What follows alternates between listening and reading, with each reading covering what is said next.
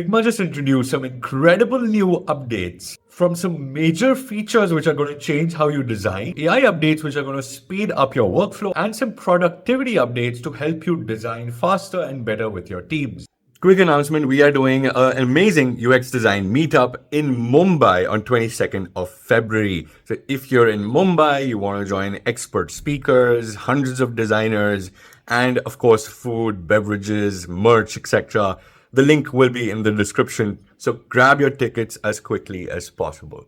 The first one is image to vector. This built-in feature allows you to quickly grab any image, icon, illustration, any type of flat raster image that you've imported and convert it into an SVG with full selection colors. So it selects all the different colors. You can even increase or decrease the number of colors that you want. So if you want a basic SVG, it will create one. If you want a more complex one, you can adjust SVG setting at the bottom. It comes within the AI options that you already use for background removal, etc. This is available to all free users as well. So if you're a starter plan user and you have this file inside a Teams file, a starter team even, this feature will be active. You can now use bounding boxes with vectors to edit quickly. So these little anchor points that appear whenever you're trying to edit a vector, a line, or design something with a pen tool, well, you can select multiple of these anchor points and edit them as if you were editing a rectangle or a circle. You can rotate it almost like in a group and even increase or decrease the size of these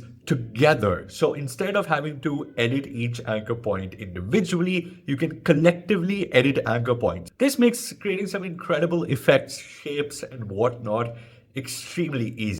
I'm sure you guys have used FigJam. With their new update, you can now use any emoji that is universally available. So whether it's a celebration emoji or drunk emoji, you can now use it locally with the already existing sticker style that you get inside FigJam.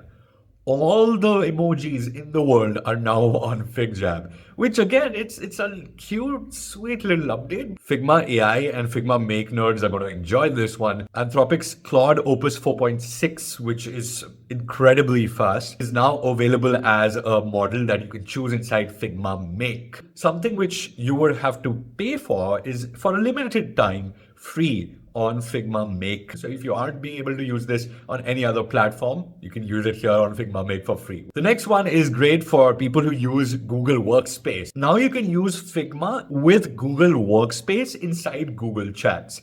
Anytime you or any of your teammates make a change to your Figma files, it can be updated inside Google Chat. And it's not just for view only. You can actually reply to comments, etc. that is made inside Figma by your teammates from within Google Workspace. The new iPhones, iPhone 17, 17 Pro, Pro Max, as well as iPhone Air are now available as devices in your Figma previews. If you preview a prototype, you can now include one of these around your prototype. A nice to have update, I would say. You now have Figma as an integration inside Claude, essentially like an app inside Claude. You can just refer to Figma and open a FigJam board inside Claude, and whatever you ask it to do, whether it's creating a flowchart out of data that you already have or a flowchart out of a prompt that you added to Claude, it will create a flowchart. What really stood out, you can upload a design file or you can upload an image and you can ask it to take out colors, etc. from that image. It could be your logo, etc.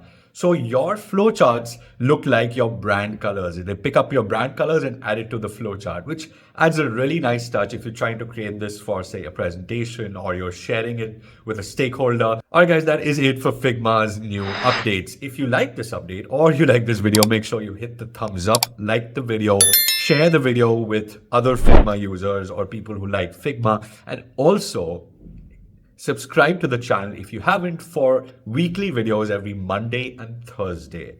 Yup, I keep you updated with everything in UX design, AI, tools and resources, and even tutorials if you like that kind of stuff. I'll see you next time. Until next time, take care.